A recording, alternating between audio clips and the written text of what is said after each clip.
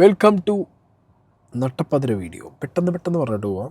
ഒന്ന്, ഈ ഹൈബ്രിഡ് സാധനം കയ്യിൽ വെച്ച് പിടിച്ച ഒരു കേസ് ഉണ്ടായിരുന്നല്ലോ ആലപ്പുഴയിൽ. ഒരു ലേഡി തസ്ലീമ സിനിമാക്കാരുടെ ഇടയിൽ ക്രിസ്റ്റീന. അവരുടെ കേസിൽ കുറച്ച് നടപടികൾ ഇങ്ങനെ ശക്തമായി മുന്നോട്ട് പോകുന്നുണ്ട്. ഞാൻ അന്നേ പറഞ്ഞിട്ടുണ്ട്, ഒരു വലിയൊരു തിമിംഗലമാണ്. കുറേ സിനിമാക്കാർ ഈ തിമിംഗലത്തിൻ്റെ വയറ്റിനകത്തുണ്ട്. അതിൽ ചെറിയ മീനുകൾ മാത്രമാണ് ഈ ഷൈൻ ടോം ചാക്കോ അല്ലെങ്കിൽ ഈ പറഞ്ഞ ശ്രീനാഥ് വാസി. അപ്പോൾ ആ കേസിൽ 5 പേർക്ക് നോട്ടീസ് കൊടുത്തിട്ടുണ്ട്. 5 പേർക്ക് നോട്ടീസ് കൊടുക്കുക എന്ന് പറഞ്ഞു കഴിഞ്ഞാൽ എക്സൈസ് നേരിട്ട് പോയിട്ടാണ് ഈ നോട്ടീസ് കൊടുത്തിട്ടുള്ളത്. 28-ാം തീയതിയാണ് എക്സൈസ് ഇവരോട് ഹാജരാകാൻ പറഞ്ഞിട്ടുള്ളത്. ആ കൂട്ടത്തിൽ ജിൻഡോ, ഒരു ബിഗ് ബോസ് താരമുണ്ട് എന്നുള്ളത് ഇങ്ങനെ കണ്ടിരുന്നു. പേരൊന്നും ആരും എവിടെയും പറഞ്ഞ് കണ്ടതും കേട്ടതും ഇല്ല എന്നൊക്കെ പറഞ്ഞിട്ടുണ്ടായിരുന്നു. But it's Jinto. ഓക്കെ, അത് ന്യൂസ് 18 കൃത്യമായും പറഞ്ഞിട്ടുണ്ട്.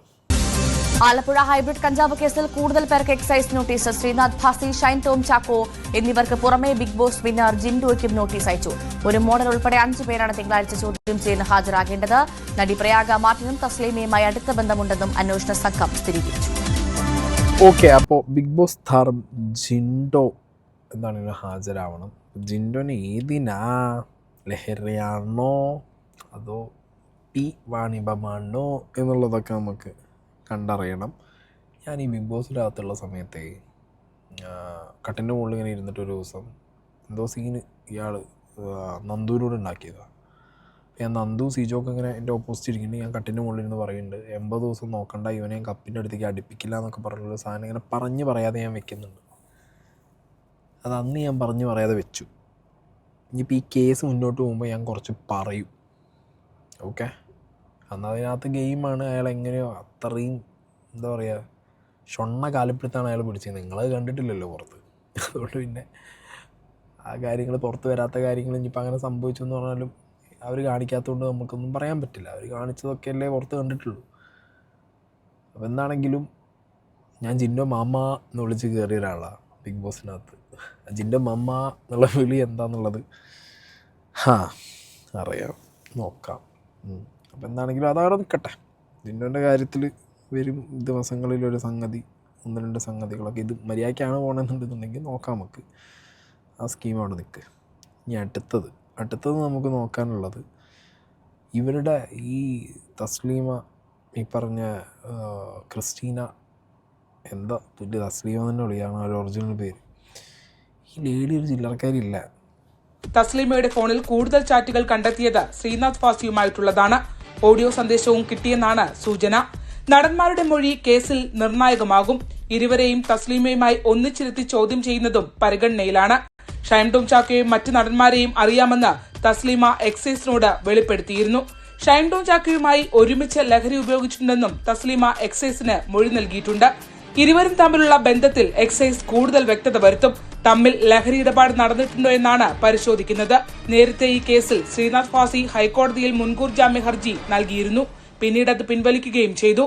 എക്സൈസ് ചോദ്യം ചെയ്യലിന് ഹാജരാകാൻ നോട്ടീസ് നൽകുന്നതിന് മുൻപായിരുന്നു ശ്രീനാഥ് ഭാസിയുടെ നീക്കം.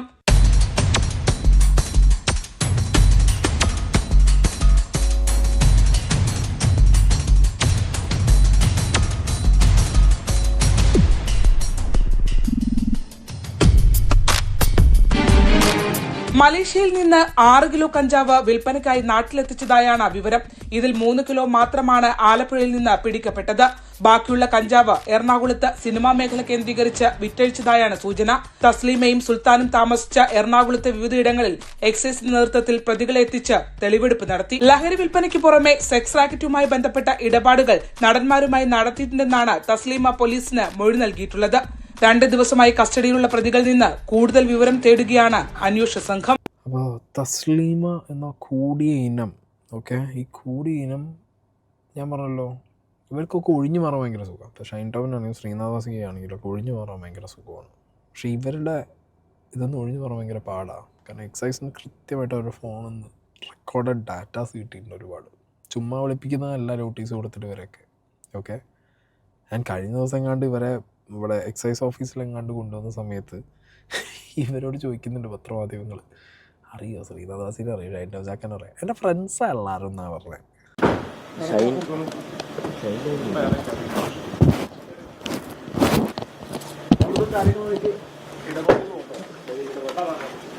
ഇല്ല. അവരൊക്കെ എൻ്റെ ഫ്രണ്ട്സാണ്. വെയിറ്റ് എന്നൊരു മെസ്സേജ് അയച്ചിട്ടുണ്ടോ ശ്രീനാഥ് ബാസി? വെയിറ്റ് എന്ന് മെസ്സേജ് അയക്കുന്നതിന് എന്താണ്? ഹൈബ്രിഡ് കഞ്ചാവ് വേണോ എന്ന് മെസ്സേജ് ഇല്ല, അങ്ങനെയൊന്നുമില്ല. നോർമൽ ഫ്രണ്ട്സ് മാത്രം. അതെ, ഞങ്ങൾ നോർമൽ ഫ്രണ്ട്സാണ്. ഈ ഷൈനുമായിട്ട് ഇടപെടലുണ്ടായിരുന്നോ? ഒന്നുമില്ല, ഞങ്ങൾ ഫ്രണ്ട്സാണ്. ബ്രദേഴ്സ്, ഞങ്ങൾ ഫ്രണ്ട്സാണ്. ഇതിലെ കൂടെയാണ് മതി സാർ. ആ കേട്ടല്ലോ, ഫ്രണ്ട്സാണ്. മീഡിയസ് എൻ്റെ ബ്രദേഴ്സ്, അവരെൻ്റെ ഫ്രണ്ട്സാണ്. പോലീസുകാരന് വഴിയേറ്റപ്പോൾ വഴിയും കാണിച്ചു കൊടുത്തു മുപ്പത്തിയേര്. പിന്നെ ഈ പറഞ്ഞ പോലെ ഇവരുടെ ഒരു കേസിൽ വാണിഭവമുണ്ട്, വാണിഭവമുണ്ട്, ലഹരിയുണ്ട്. അപ്പോൾ ഇതിൽ രണ്ടിലും ആരൊക്കെ എങ്ങനെയൊക്കെ വന്ന് കയറും നമുക്ക് നോക്കാം. മുന്നോട്ടുള്ള പോക്ക് ഇങ്ങനെ പോവല്ലേ. അപ്പോൾ അടുത്തത് നോക്കാനുള്ളത് ഷൈൻ ടോം ചാക്കോൻ്റെ കേസിൽ ഇന്ന് വിൻസി അന്ന് വീഡിയോ ഇട്ട സമയത്ത് വിൻസിക്ക് മാത്രമല്ല വേറൊരു കോ ആക്ട്രസിനും കൂടിയും ഷൈൻ ടോം ചാക്കോയുടെ അടുത്ത് നിന്ന് മോശമായിട്ടുള്ളൊരു ബിഹേവിയർ അനുഭവിക്കേണ്ടി വന്നിട്ടുണ്ടെന്ന് പറഞ്ഞിട്ടുണ്ട്. ആ ലേഡി വന്നിട്ടുണ്ടായിരുന്നു. ഞാൻ അവിടെ സെറ്റിൽ ചെല്ലുമ്പോൾ മുതൽ വളരെ അബ്നോർമൽ ആയിട്ടുള്ള ഒരു ബിഹേവിയർ. അബ്നോർമൽ എന്ന് പറയുമ്പം നമുക്ക് സാധാരണ നമ്മൾ കണ്ടിട്ടുള്ള ഒരു കോമൺ സെൻസ് ഉള്ള ഒരാൾക്കാർ പെരുമാറുന്ന ഒരു രീതിയോ സംസാര രീതിയോ ഒന്നുമല്ല ഞാൻ ഷൈനിന്റെ അടുത്ത് കണ്ടിട്ടുള്ളത്. അപ്പോ അങ്ങനെ ഒരു വളരെ ഇറാറ്റിക് ആയിട്ടും അബ്നോർമൽ ആയിട്ടും സംസാരിച്ചുകൊണ്ടും ഈവൻ ബോഡി ലാംഗ്വേജിൽ പോലും വളരെ റെസ്ലെസ് ആയിട്ട് മൂവ് ചെയ്തുകൊണ്ടിരിക്കുക.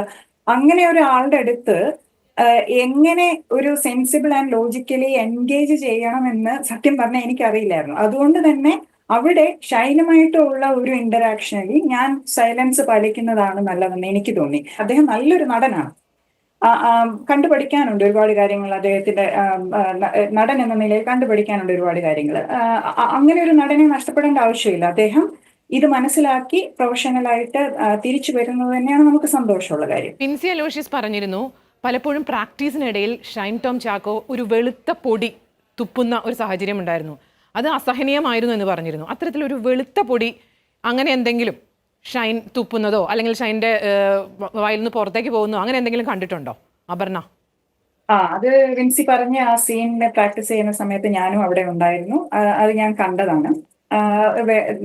അദ്ദേഹം സംസാരിക്കുന്നതിനിടയിൽ വോളണ്ടറിയിലായിട്ടാണോ അതോ ഇൻവോളണ്ടറി ആയിട്ടാണോ എന്നറിയില്ല, അതിങ്ങനെ ഒരു വൈറ്റ് പൗഡർ എന്ന് എനിക്ക് പറയാൻ നോക്കൂ. അതെന്താണെന്നുള്ളത് ആധികാരികമായിട്ട് എനിക്ക് സംസാരിക്കാൻ അറിയില്ല.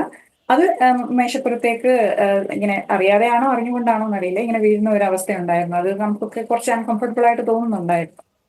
ലഹരി മരുന്നോ മറ്റോ ആണോ ഇത് എന്ന് അന്നേരം സംശയം തോന്നിയോ അപർണ ജോൺസിന്?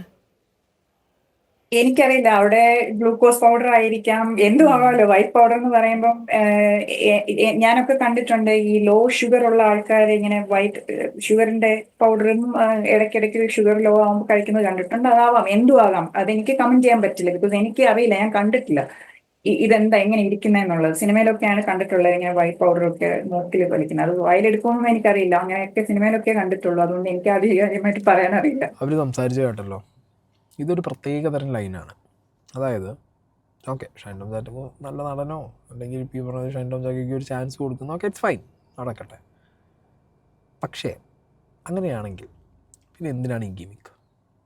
എൻ്റെ ചോദ്യം അതാ. കാരണം ഇന്ന് ആറാട്ടണ്ണന് ഒരു കേസ് വന്നിട്ട്, ഒരു കേസല്ല 13 പേര് 13 സ്ഥലങ്ങളിലായിട്ട് കേസ് കൊടുത്തു എന്നാണ് ഞാൻ അറിഞ്ഞത്. അതോ ഇനി 13 പേര് ഒറ്റ സ്റ്റേഷനിലാണോ എന്നറിയില്ല. 13 നടിമാർ കേസ് കൊടുത്തിട്ടുണ്ട്. ആറാട്ടണ്ണൻ ഒരു ഫേസ്ബുക്ക് പോസ്റ്റ് ഇട്ടിട്ടുണ്ട്. സിനിമാ നടിമാർ മിക്കവരും ആണെന്ന് പറഞ്ഞിട്ടുള്ള ഒരു പർട്ടിക്കുലർ സാധനം ഇട്ടിട്ടുണ്ട്. അപ്പോൾ ഇതിൻ്റെ മുകളിൽ ആറാട്ടണ്ണന് തുരുതുര കേസാണ്. കേരളത്തിൽ നടന്ന് കേസ് കൊടുക്കാൻ നടിമാർ. ഈ ഷൈൻ ടോം ചാക്കോയ്ക്ക് എതിരെയൊന്നും കേസ് കൊടുക്കാൻ ഒരാളെയും കണ്ടിട്ടില്ല. ശ്രീനാഥ് വാസിക്കെതിരെ കേസ് കൊടുക്കാൻ ഒരാളെ കണ്ടിട്ടില്ല. എന്തിന്? ടോക്കമായി തമിഴ്നാടിൻ്റെ മണ്ണിൽ കേരളത്തിൻ്റെ മണ്ണിൽ പ്രമുഖ നടൻ നടൻ. ആ നടൻ്റെ ഒപ്പം ജീവിച്ചിരുന്ന ഒരു പെണ്ണ് രാപ്പകലില്ലാതെ കരഞ്ഞ് അവരനുഭവിച്ച കാര്യങ്ങൾ വീഡിയോ ആയിട്ടിട്ട സമയത്തും ഒരു നടിമാരെയും കണ്ടിട്ടില്ല ഈ പറഞ്ഞ പ്രമുഖ നടനെതിരെ കേസ് കൊടുക്കാൻ. ആക്ടിവിസ്റ്റുമാരില്ല, പ്രമുഖ നടിമാരില്ല, ആരുമില്ല. ആറാട്ടണ്ണനെ തൂക്കിയടിക്കാൻ എല്ലാവരും കൂടെ അറിയുന്നുണ്ട്. കാരണം എന്താ, ആറാട്ടണ്ണനെ അടിച്ചാലും വലിയ കുഴപ്പമൊന്നും ഉണ്ടാകാൻ പോണില്ല. എന്തു ആഡ് ചെയ്തൊക്കെ അടിക്കുകയാണെന്നുണ്ടെങ്കിൽ എല്ലാവരും കിട്ടും അടിക്കണം. ഓക്കെ, അതൊക്കെയാണ് ആക്ടിവിസം, അല്ലെങ്കിൽ അതൊക്കെയാണ് വുമൺ എംപവർമെൻറ്റ്, സ്ത്രീകൾക്ക് വേണ്ടിയുള്ള നിലപാട്, നിലനിൽപ്പ് എന്നൊക്കെ. അതാണത്. മനസ്സിലായോ? അല്ലാതെ ആറാട്ടനെ സൈഡാക്കി മെല്ലെ പിടിച്ച് ഒരു 4 അടി.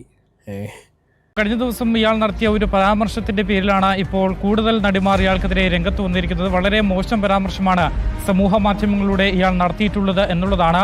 ഇതിനെതിരെ കഴിഞ്ഞ ദിവസം തന്നെ ഇന്നും പരാതികൾ ലഭിക്കുകയും ചെയ്തിട്ടുണ്ട്. ഈ ഒരു പശ്ചാത്തലത്തിൽ കൂടുതൽ നടിമാർ ഇയാൾക്കെതിരെ പരാതി നൽകുന്നു എന്നുള്ളതാണ്. ഏതാണ്ട് 12ഓളം നടിമാരാണ് ഇപ്പോൾ ഇയാൾക്കെതിരെ ജില്ലാ പോലീസ് മേധാവിക്ക് പരാതി നൽകിയിട്ടുള്ളത് എന്നുള്ളതാണ് മനസ്സിലാക്കാൻ സാധിക്കുന്നത്. വളരെ മോശം രീതിയിലുള്ള പരാമർശമാണ് ഇയാളുടെ ഭാഗത്തു നിന്നും ഉണ്ടായത് എന്നുള്ളതാണ് ഈ പരാതിയിൽ പറയുന്നത്. മാത്രമല്ല സ്ത്രീത്വത്തെ അപമാനിക്കുന്ന തരത്തിലുള്ള പരാമർശമാണ് ഇയാൾ നടത്തിയത്. കടുത്ത ശിക്ഷ തന്നെ ഇയാൾക്കെതിരെ വേണം എന്നുള്ളതാണ് ഈ പരാതിയിൽ ഉന്നയിച്ചിരിക്കുന്നത്. ഏതാണ്ട് മലയാള സിനിമയിൽ ജോലി ചെയ്യുന്ന 250ഓളം വരുന്ന വനിതാ പ്രവർത്തകരെ ഇയാൾ ഇത്തരത്തിൽ മോശം പരാമർശം നടത്തി സ്ത്രീത്വത്തെ അപമാനിച്ചു എന്നുള്ളതാണ് ഈ DGPക്ക് നൽകിയ പരാതിയിലുള്ളത്. നേരത്തെ സിനിമാ നടി ഉഷ ഇയാൾക്കെതിരെ രംഗത്ത് വരികയും ചെയ്തിരുന്നു. നമുക്കറിയാം ഈ സന്തോഷ് വർക്കി ഈ സമൂഹ മാധ്യമങ്ങളിലെല്ലാം സിനിമകളുടെ റിവ്യൂ പറഞ്ഞ് ഒരു ചെറിയ രീതിയിൽ ഫേമസ് ആയ ആളാണ്. മാത്രമല്ല ഇയാൾക്ക് സോഷ്യൽ മീഡിയയിലടക്കം വലിയ തരത്തിലുള്ള ആരാധക ഫോളോവേഴ്സും ഉണ്ട് എന്നുള്ളതാണ്. ഇതിനിടയിലാണ് ഇയാൾ ഇത്തരത്തിലുള്ള ഈ വിവാദപരമായിട്ടുള്ള പരാമർശങ്ങൾ നടത്തിയിരുന്നത്. ഇതിനു മുമ്പും ഇയാൾ സമാന രീതിയിൽ ചില സിനിമാ നടികൾക്കെതിരെ ടാർഗറ്റ് ചെയ്തുകൊണ്ട് തന്നെ ഇത്തരത്തിലുള്ള പരാമർശങ്ങൾ നടത്തിയിരുന്നു. ഇപ്പോൾ അതിന് ഒരുപടി കടന്നുകൊണ്ടാണ് സിനിമാ മേഖലയിൽ പ്രവർത്തിക്കുന്നവരെല്ലാം മോശം സ്ത്രീകളാണ് എന്ന് വരുത്തി തീർക്കുന്ന തരത്തിലുള്ള ഒരു പ്രതികരണം ഇയാളുടെ ഭാഗത്ത് നിന്ന് ഉണ്ടായിട്ടുള്ളത് എന്നുള്ളതാണ്. ഇതിനെതിരെ ശക്തമായി അപലപിക്കുകയും പരാതിയുമായി മുന്നോട്ട് പോകാനാണ് ഇപ്പോൾ ഈ 250ഓളം വരുന്ന സിനിമ വനിതാ പ്രവർത്തകരുടെ തീരുമാനം. അതിന്റെ ഭാഗമായാണ് ഇപ്പോൾ ഈ പോലീസ് മേധാവിക്ക് നൽകിയിട്ടുള്ള പരാതി. സ്ത്രീത്വത്തെ അപമാനിച്ചു, അതിനെതിരെ കടുത്ത നടപടി തന്നെ ഇയാൾക്കെതിരെ വേണം എന്നുള്ളതാണ് ആവശ്യം. ഇതാണ് ആറാട്ടനെതിരെ എല്ലാവരും കൂടി ഇറങ്ങി തിരിച്ചതിൻ്റെ ന്യൂസ് എന്ന് വന്നിട്ടുള്ളത്. സോ ഇതൊക്കെയാണ് ഇന്ന് സോഷ്യൽ മീഡിയ റിലേറ്റഡ് ആയിട്ടും പിന്നെ ഈ പറഞ്ഞ ഹൈബ്രിഡ് കേസുമായിട്ടൊക്കെ ബന്ധപ്പെട്ട് വന്ന ന്യൂസുകളും ചർച്ചകളും വാർത്തകളും ഒക്കെ. വരും ദിവസങ്ങളിൽ വലിയ വലിയ സ്ഫോടനങ്ങൾ ഉണ്ടാവുമെന്ന് ഞാൻ പ്രതീക്ഷിക്കുന്നു. ഉണ്ടാവുന്ന സമയത്ത് ഞാനും വലിയ വലിയ സ്ഫോടനങ്ങൾ നിങ്ങൾക്ക് തരാം.